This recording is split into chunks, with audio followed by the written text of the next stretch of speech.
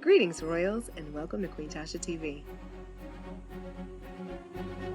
As much as solo RV life sounds like a freeing and empowering adventure, it is not as glamorous as us YouTubers make it look online.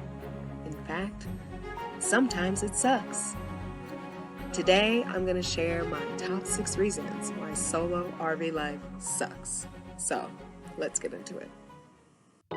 Greetings and welcome to Queen Tasha TV. I'm Queen Tasha, and I invite you to join me as I share my RV adventures, nomadic lifestyle tips, sustainable living practices, and vibrant Black Travel Tribe meetup highlights. A new edition will be diving into sharing my reignition of music and dance journey and my intuitive guidance to inspire and empower other queens. Together, let's live fearlessly free and reign supreme. Like, comment, and subscribe. Welcome to the Empire. So I am going to be listing these in ascending order, starting with my top 6 reasons why solo RV life sucks. Content creation.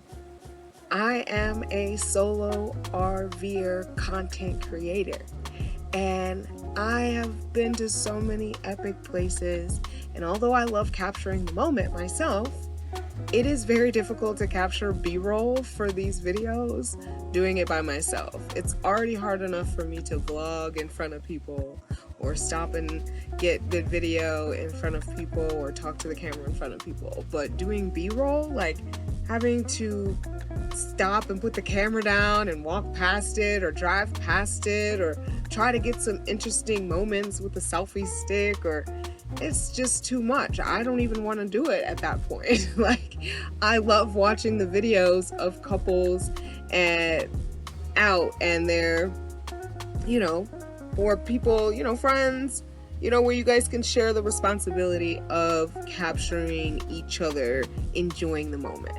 And that is something tough for me, which is the reason why a lot of my videos you'll either see from my point of view, which is me facing away, or you won't get that much B-roll because I just don't have time for the B-roll. I can't get as great content as I would like because I'm not that great of a videographer.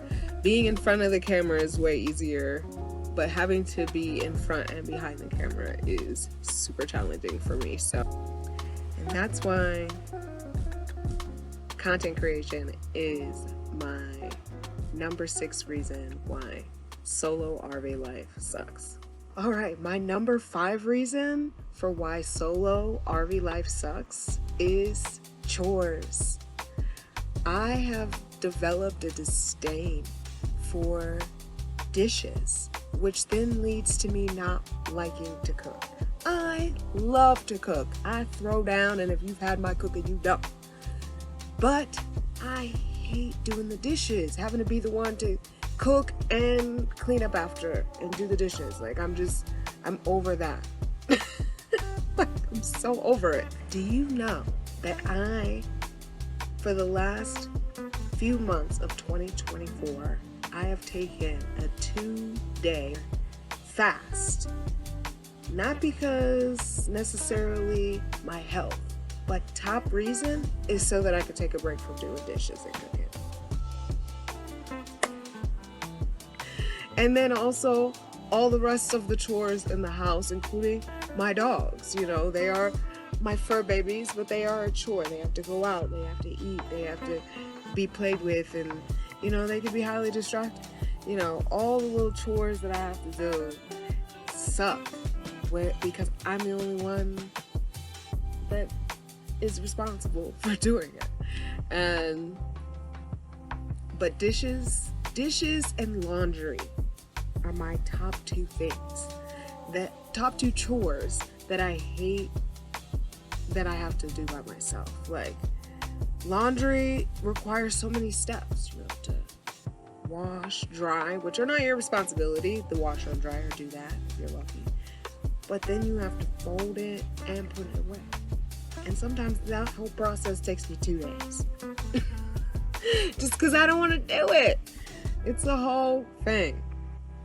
So yeah.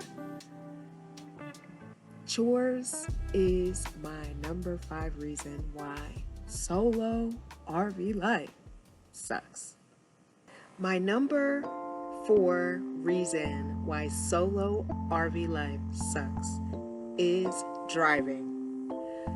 I am a Leo and I am very territorial about my space and I love to control the driving. I love being in control of that. I haven't had anybody really drive my RVs other than the original owners while I've been the owner of my RV. However, I would kill to be a passenger princess, okay? This circles back to the content creation thing. I think I would be a better videographer if I could capture what I'm seeing, the scenic view, without having to drive and capture it. So when I'm driving, I have to like put something up and try to make sure I'm capturing it. It's bouncy, vibrating. I would love to be a passenger princess. I'm not in a rush to get anywhere. I don't want to have somebody share the driving so that we can get further away. I still only want to do a couple hours of driving for the dogs, for myself, for the RV. I'm not in a rush, but I would just like to be a passenger princess. That would be fun. That would be nice.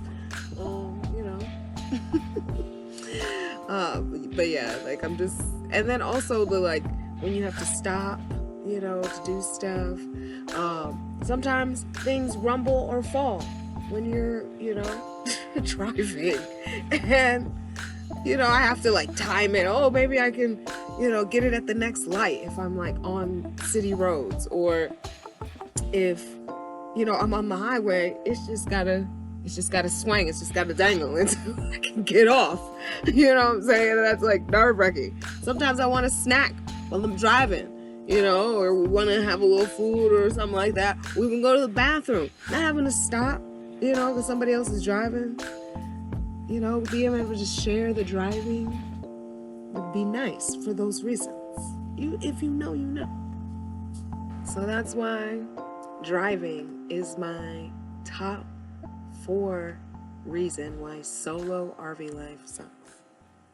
My number 3 reason why solo RV life sucks is RV maintenance. So separate from chores, which I consider everyday thing, RV maintenance is the big projects. And if you live in an RV maintenance is nonstop because things like to break in the middle of the time when you're not doing anything. But there's roof maintenance, there's body maintenance, there's mechanical maintenance, which I'm getting ready to work on. There's so many different things. Oh, also, bug maintenance. I have to go through and clean everything and reset my little traps, because if you let your guard down, that's when they infiltrate and attack. I've had several times where I forgot to rechange out my ant bait or something right before, the spring and summer, and they got me. So, as much as I love doing the RV maintenance and things myself, sometimes it takes 2 sets of hands and a little bit more muscle, okay? You know what I'm saying? I'm pretty strong, but there's some times where I just can't get it done. And it would be so nice to have another person there for them extra hands, because a lot of times I have to get real creative and just jimmy rig stuff because I can't hold it up or get it to go the way that I want it to go or fix it correctly. So I just end up jimmy rigging it. RV maintenance is my number 3 reason why solo RV life sucks. My number 2 reason why solo RV life sucks is planning and navigation. Without a co-pilot, it's all you. From figuring out the road trip stops, gas, where you're gonna park for the night, any types of stops for, looking around and seeing cool stuff and going on adventures. All of that you have to plan. And if you're like me, that takes hours for just one destination, one stop. figuring out where you're gonna park. I have to have a backup night spot. I plan where my gas is gonna be because I like to save every last little penny. Okay. I like to look for dog parks for my dogs. I like to look, for unique shops or unique places to stop and look at cool stuff. And yeah, I plan things out weeks in advance just to get an idea, because I know that it's going to take hours on the trip. I try to plan in advance, 1 or 2 nights in advance when I'm on the actual trip to make sure, but like weeks in advance, I actually plan out what my road trip is going to be, what my stops are going to be, so that it doesn't overwhelm me. But let me tell you, travel brain is real.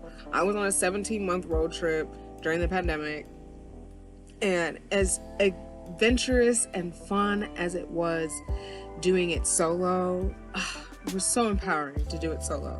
But unfortunately, I got exhausted having to plan all of that by myself throughout the whole trip. So yeah. And then like navigating, like when you're like in real time and you're driving, like let's say, there's a roadblock, or you're in the middle of nowhere and your GPS signal it's not working. Fun times, right? Like then you gotta, try to handle your phone while you're driving, which I don't recommend. Or you gotta pull over, figure out where you're gonna, what's going on, or where you're gonna go. And that's a lot, because if you have to make a U-turn or a detour for something, for whatever reason, you need to be able to look ahead and know that where you're gonna be able to turn around and stuff, because ain't no U-turns in this this RV. I don't like to make U-turns in any RV or a large vehicle if I can avoid it, unless it's absolutely necessary. I prefer to make a left turn, go into a parking lot, go around, come back out to the light. It may take a little bit longer, but it's worth it. Well, yeah, that's what comes with traveling solo, is that you have to do all of the planning and navigation from before and then real time. And that is a lot. It is exhausting. So that is my number 2 reason why solo RV life sucks. And last but not least is my number 1 reason why solo RV life sucks, and that is dating. What is dating in RV life? Does it exist? I haven't really seen much of it yet. Not in real life. I've seen people who started RV life together, and I've seen people that met and they both have rigs, but as far as like being in the real dating scene, like that has been the challenge for me. Now, I started solo RV life not because I wanted to be empowered by doing it by myself. I just wasn't waiting for nobody to do it. That's basically what it was. Like, I was single when I was, inspired to do this life, and I wasn't going to wait around for nobody to do it. But the whole time, I've always kept in mind that somebody could join the journey. And I've kept that in mind when I bought my rigs, and, how we can optimize the space to have 2 people. I would love first to meet somebody who has their own rig. That would be ideal. But I've always kept that in mind. And, I've been single for a while, and I've been on the dating apps. I've always been on the dating apps, and I've been out on some dates. And I've had a couple little situationships throughout my almost 7 years of RV life, and it has been a challenge because people think this life is so cool and dope, and they think I'm so cool and brave and courageous for doing it by myself and all of that jazz. But the realism comes back, and they're just not interested in being with somebody who is full-time traveling. They're not ready to be this type of nomad, and that's unfortunate. And I'm just like, where is the Tinder? where it's just for us people who, not people who travel or digital nomads. There's things for those things, but there is no app for specifically Black and brown people who are interested in this life. And also, you know, road warriors, people who are living in an RV, who are solo and who want to meet other people. A lot of the dating apps are proximity based, and I'm not finding nobody close to me that I like. Most of the time I'm going to places where those people don't look like me. And I know that those people are out there, and so that has inspired me to want to create my own app, which I've already, you know, started the concept for, and it is an app called Roam Together, and it will be a BIPOC dating app that is not specifically location based, which is like how most of the swiping apps are. It's going to be based on interest and travel style when it comes to this lifestyle. But right now it is just in idea concept.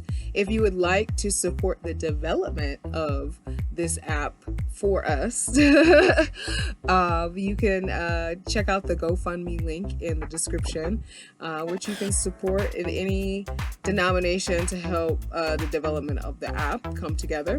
And if you would like to, if this is something that interests you and you're like, yeah, where is our app? And you want to be a part of the beta testing when the app actually does become a thing, you can also sign up in the link in my description for beta testing once it comes together. It's definitely a project on my list for the beginning of next year, because I am done with solo RV life, because solo RV life sucks.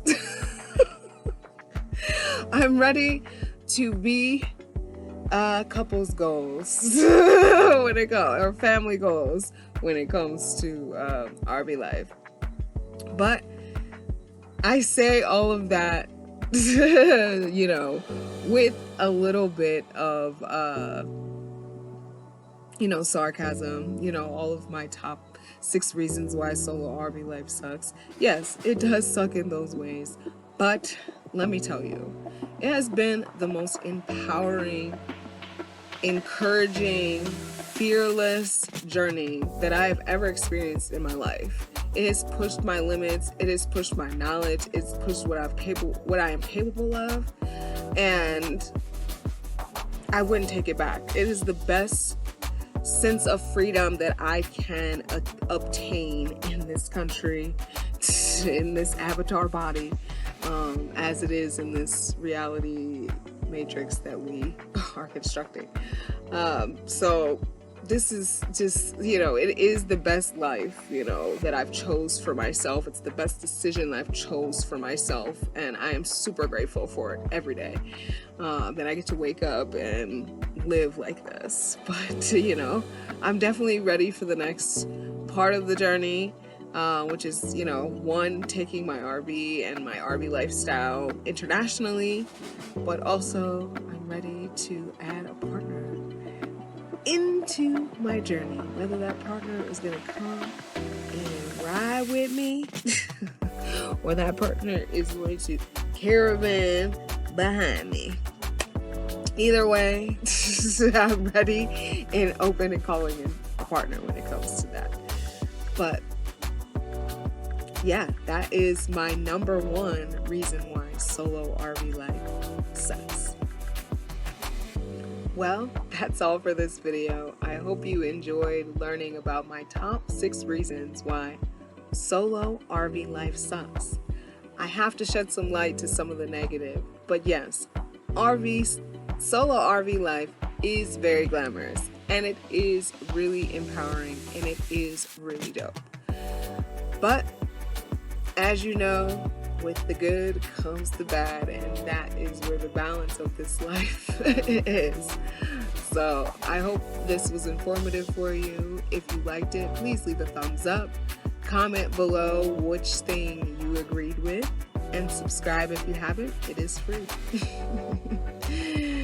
Until next time, live fearlessly free and reign supreme.